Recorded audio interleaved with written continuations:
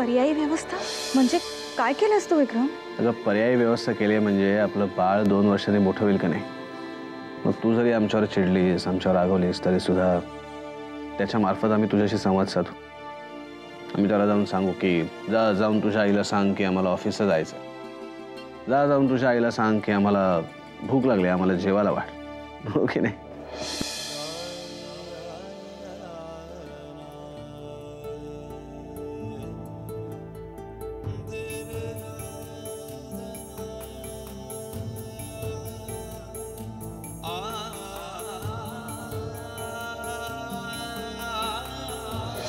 तुला माहिती आहे आम्ही आपल्या बाळासाठी भरपूर खेळणी सुद्धा खरेदी करून ठेवली.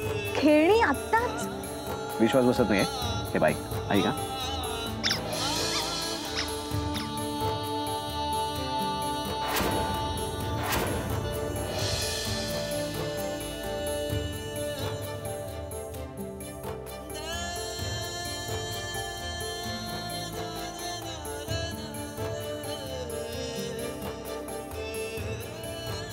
कुठे घेऊन चाललायस?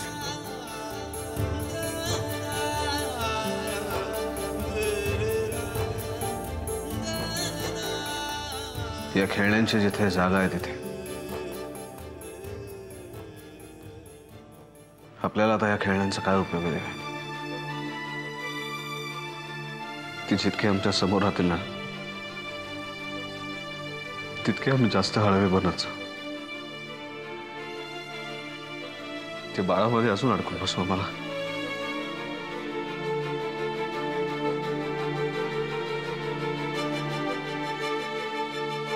खूप स्वप्न पाहिली होतीस, खूप जीव लावला होतास ना, आणि आता माझ्यामुळे तुला खूप त्रास होतोय.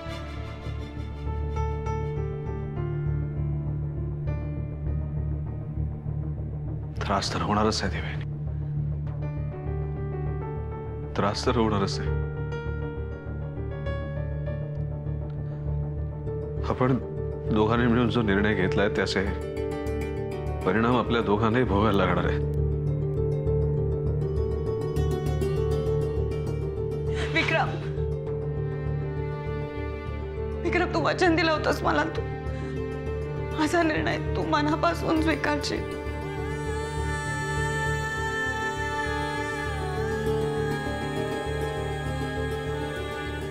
मन आहे देवेनी, ते बाहेरचं कुठलंही वादळ आम्ही रोखू शकतो. मनातले विचार मला नाही थांबवत आहेत. पण आम्ही तुला वचन दिलं ही खरी गोष्ट आहे. आम्ही तुला वचन दिलं ते मनापासून दिलंय आणि अगदी खरं ते आम्ही मोडणार नाही. पण या सगळ्यात आम्हाला बाहेर यायला जरासा वेळ दे प्लीज. आतापर्यंत जशी आमची हिम्मत बनून तू आमच्या बरोबर राहिलीस ना तशीच यावेळेस पण आमची हिम्मत वाढव. आम्ही याच्यात नक्की बाहेर पडू.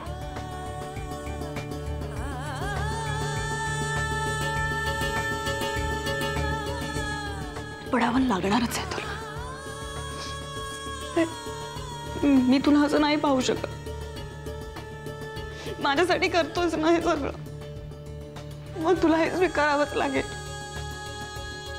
हे बघ विक्रम, आता तू डगमगलास ना,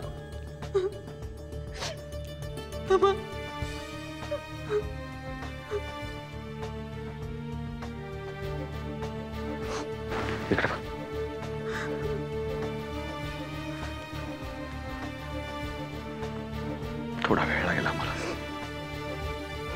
थोडासा वेळ तेवढा आम्हाला दे ना प्लीज. आम्ही याच्यात नक्की बाहेर पडू.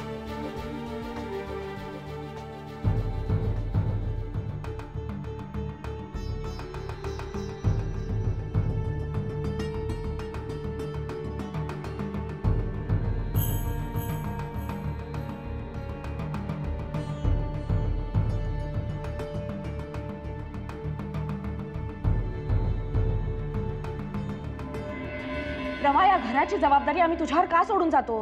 हा, लक्ष द्यायला नको तुला? केतकी बाहेर गेलीच कशी एवढ्या रात्री? आणि मी जरा कामात होते, कुठेही लक्ष नसतं तुझं हल्ली. जरा कामात होते. तू असताना असं झालंच कसं? ती गेली कशी घरात बाहेर? मीरा, होती मॅडम. रमा जातो.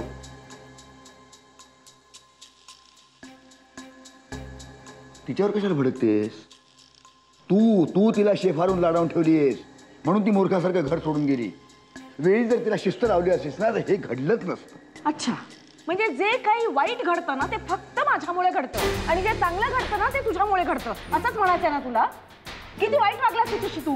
ए बाई, मी तिच्याशी काही वाईट वागलो नाहीये. उलट तीच माझ्याशी उद्धटपणे बोलत होती. आता अर्थात ती अशी घर सोडून जाईल मला वाटलं नव्हतं. पण जरा तिच्या कलेने घेतलं असतं तर काय बिघडलं असतं तुझं? वा, आता तुम्ही मला चाइल्ड सायकोलॉजी शिकवा. नक्कीच शिकवायची गरजच आहे तुला. तुझ्याशी काय रिॲक्ट व्हावं कळतच नाही. मला तुझ्याशी बोलायचंच नाही. मला इच्छा का नसते. बोलतोस मग माझ्याशी दरवेळेस? मूर्खपणा केला, मूर्खपणा. एक्झॅक्टली असाच आहेस तू. मी सुद्धा का लग्न केलं तुझ्याशी असा प्रश्न पडलेला आहे मला. शे, ही कुठे गेली असेल आता? आम्हाला छळण्याशिवाय दुसरं काही येतं हिला? भात वाढू, भाजी वाढू. पण असं काय घडलं असेल की तिला घर सोडावं लागलं? झालं असेल काहीतरी घरात. तिचा काहीतरी पर्सनल प्रॉब्लेम असेल. म्हणून का कोणी घर सोडतं? आणि तिला असा काय प्रॉब्लेम असणार? घरी एवढा पैसा आहे, सगळ्या सुखसोयी आहेत, नोकर चाकर आहेत मदतीला. मग असं काय झालं असेल की तिला घर सोडावं लागलं? ही हल्लीची मुलं ना कुठल्या गोष्टीचा कशाबद्दल राग मनात धरतील काही सांगता येत नाही आणि त्या रागाच्या भरात कसे वागतील याचा काही अंदाजच बांधता येत नाही. काका, पण मला एक कळत नाही, इतका टोकाचा निर्णय घेण्याची ताकद ह्यांच्यामध्ये येते कुठून? ताकद वगैरे काय नाही का साक्षी. मागचा पुढचा विचार न करता निर्णय घ्यायचे. या हल्लीच्या मुलांचं ना काही सांगताच येत नाही. जरा काही झालं की डोक्यात राग घालून घ्यायचा. या हल्लीच्या मुलांमध्ये ना सहनशक्तीच राहिलेली नाहीये. म्हणून तर अमोलची काळजी वाटते. प्रेमाखातर रागवावं म्हटलं तरी भीती वाटते.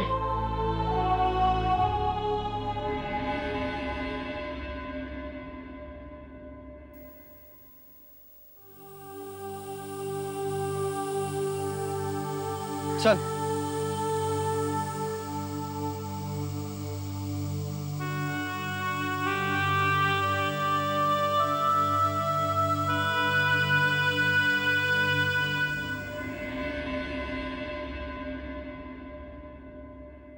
केतकी,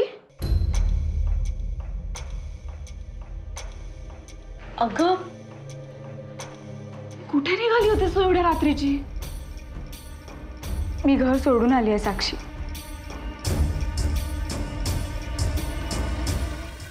केतकी, अगं तू असं कसं घर सोडू शकतेस? म्हणजे काय झालं काय? तिच्या मॉम अँड डॅडमुळे.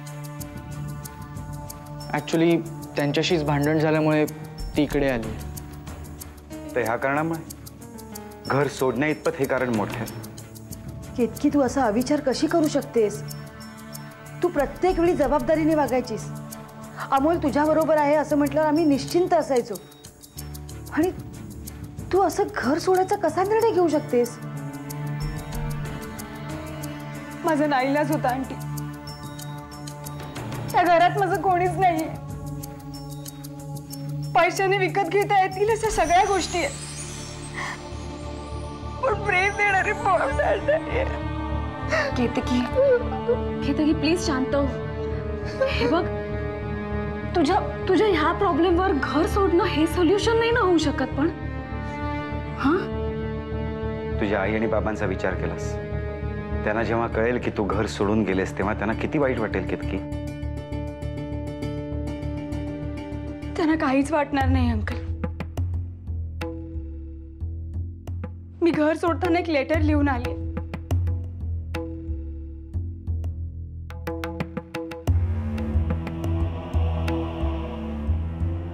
केतकी, अगं असं नसतं. मुलगी घर सोडून गेल्याचं काय दुःख असतं हे आम्ही भोगलंय. तुझ्या मॉम आणि डॅडची अवस्था काही वेगळी नसणार. हे बघ, त्यांनाही तुझी काळजी वाटत असेल. अमोल,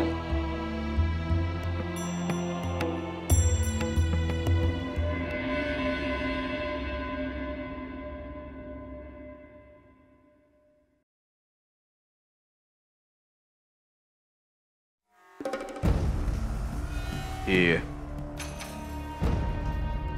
खेळणी आहेत.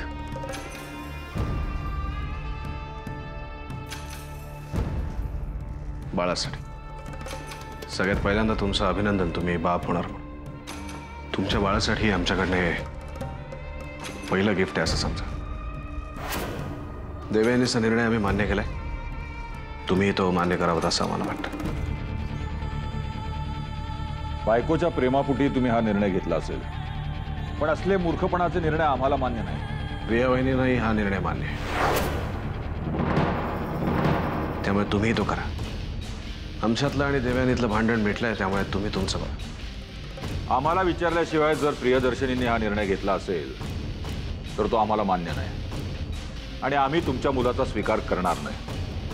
आजपर्यंत आम्ही कुणाचेही उपकार घेतले नाहीत आणि यापुढेही घेणार नाही.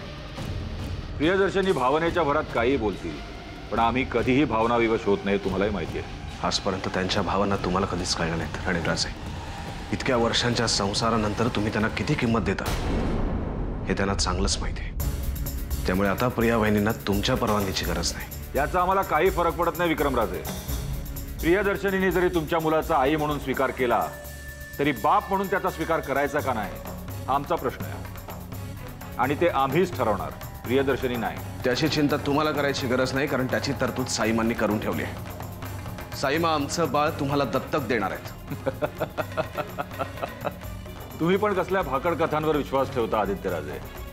कुणाचंही बाळ दत्तक घेण्यासाठी आई वडिलांची सहमती लागते आणि आमच्या परवानगीशिवाय प्रियदर्शनी ते बाळ स्वीकारूच शकत नाही. मग तुम्ही तुमचं बाळ कसं देणार आहात आम्हाला? काय होईल विक्रमराजे आता देवयानीच्या निर्णयाचं? कारण या घरातले सगळे जरी आमच्या विरोधात गेले तरी आम्ही तिचे उपकार कधीच घेणार नाही. त्यामुळे तुमचं बाळ आता तुम्ही तुमच्या जवळच ठेवा. उगाच अट्टहास करू नका. आणि समजा तसं झालंच तर त्याचे परिणाम काय होतील हे तुम्हालाही चांगलंच माहिती आहे.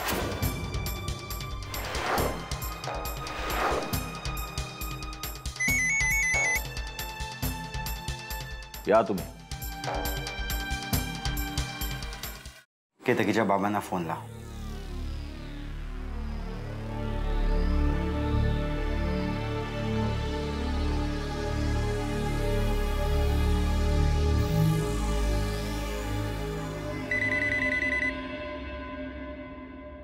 ॲडव्होकेट रणजित सरपोतदार. हां, हॅलो अंकल, मी अमोल बोलतोय. अमोल देशमुख, केतकीचा मित्र. तुम्ही ओळखलात मला? या आय गॉट इट. काय आहे अमोल, आता आम्ही जरा टेन्शनमध्ये आहोत. केतकी कुठे गेली काय पत्ता लागत नाही. अंकल, मी तुम्हाला तेच सांगण्याकरता फोन केला की तुम्ही नका टेन्शन घेऊ. केतकी इकडे आमच्या घरी आली and she is all right. What? Ketaki तुझ्याकडे? इथं काय करते ती? काका, तुम्ही पॅनिक नका हो. तुम्ही इकडे या, मग मी तुम्हाला सगळं सविस्तर सांगतो. ओके तुझा ॲड्रेस सांग मला. हां, लिहून घ्या. एक मिनिट तू एक काम कर, मला ॲड्रेस SMS कर, मी लगेच येतोय. काय झालं? ही त्या अमोलच्या घरी जाऊन बसली. कोण आता अमोल हा? अगं अमोल तिचा मित्र, तूच नाही का माझ्याशी ओळख करून दिलीस?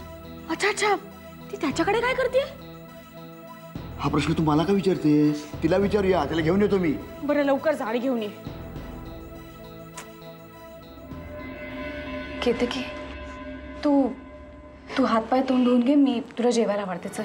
नाही, नको, मला भूक नाही आणि असंही मला तुम्हाला त्रास नाही द्यायचा. मी जाते. केतकी, अगं मला परकी आहेस का? तुला हे घर परकं वाटतं? हा, अमोल आणि तुझ्यामध्ये आम्ही कधीच फरक केला नाही. हे बघ बाळा, हे घर तुझंच आहे. हा,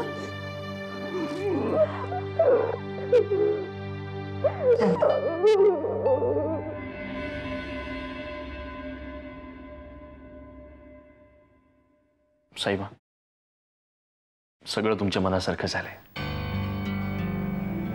विक्रमने देवयानीचं म्हणणं ऐकलं.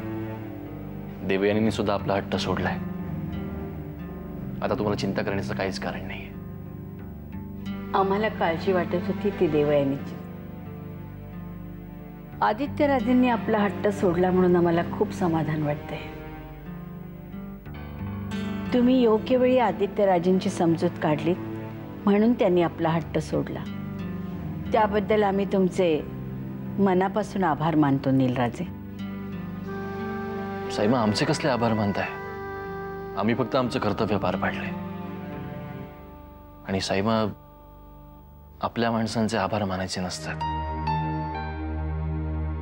आदित्यराजांनी जर आपला हट्ट सोडला नसता तर आपल्या घराण्याच्या वारसालाच धोका पोहोचला असता. आपल्या घराण्याला जी सुखाची चाहूल लागली होती ती कदाचित. पण नीलराजे, तुमच्या मदतीमुळेच हे सगळं शक्य झालं. साईमा, कारण काही असोत, पण तुम्ही खुश आहात ना? प्रिया बहिणींचं दुःखही आता हलकं होईल. देवयानीला सुद्धा समाधान मिळेल. यातच सर्व काही आलं. आणि साईमा, आम्हालाही तेच हवं होतं. प्रियदर्शनींची बाळासाठीची तडफड चालू होती ती आम्हाला बघवत नव्हती. आता देवयानीमुळे त्यांनाही आई होण्याचं सुख लाभेल आणि आपल्या घराण्यालाही वारस मिळेल.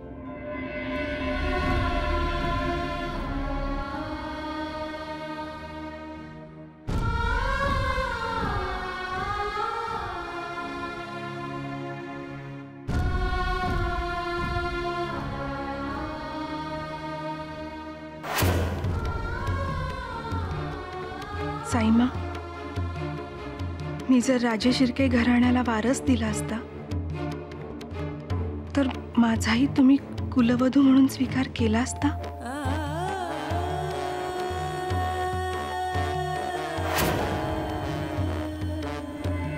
मला तुमच्यावर ओझं बनवून राहायचं नाहीये. खरंच मी माझं काय ते बघून घेईन. तुम्ही नका माझ्यासाठी टेन्शन घेऊ. केतकी, काय बोलतेस तू? अगं, तू आमच्यावर ओझं होणार असं का वाटतंय तुला? हे तुझंच घर आहे. केतकी,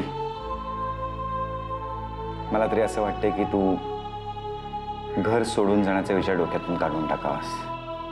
हे बघ, यातून काहीच साध्य होणार नाहीये. झाला तर सगळ्यांनाच त्रास होणार आहे. माझ्या मॉम डॅड बद्दल बोलत असाल तर डोंट वरी. त्यांना सवय आहे त्याची. त्यांना काहीच फरक पडणार नाही. असंही मी त्यांच्यापासून लांब राहावं हेच त्यांना हवंय. त्यामुळे ऑस्ट्रेलियाला गेले काय आणि इथे हॉटेलवर राहिले काय, एकूण एकच आहे. केतकी, असं तुला वाटतं? हे बघ, मला मान्य आहे की ते कामात बिझी असतात, त्यांच्याकडे वेळ नसतो. पण हे सगळं कुणासाठी करतायत? तुझ्यासाठीच ना? तुझ्याशिवाय दुसरं कोण आहे त्यांना? तसं असतं ना तर खरंच त्या घरातला एकटेपणा सुद्धा सहन केला असता.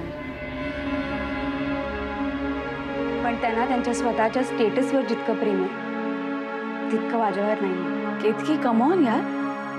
अगं, मागे एकदा तूच मला आजीबाईसारखं समजावून सांगत होतेस आणि आता स्वतःच एका लहान मुलीसारखं बोलतेस. खरं सांगू केतकी, आपलं घर हे आपलंच असतं. अगं, पण त्या घरात आपली माणसं असली पाहिजेत ना.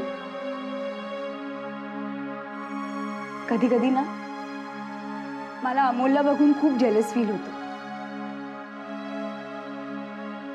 त्याला कधी यायला उशीर झाला घरी तर तुम्ही सगळे किती काळजी करता, त्याच्यावर रागवता आणि मग नंतर खूप लाडही करता. पण माझ्या त्या मोठ्या घरात असं काहीच होत नाही. हे बघ केतकी, यू डोंट वरी. हवं तर मी बोलतो तुझ्या डॅडशी, समजावतो त्यांना. त्याचा काहीच उपयोग होणार नाही अंकल. पण प्रयत्न करून बघायला काय हरकत आहे? ते येतीलच एवढ्यात इथे. तुम्ही डॅडला इथे बोलवलंय? हो, मीच फोन करून बोलवलं.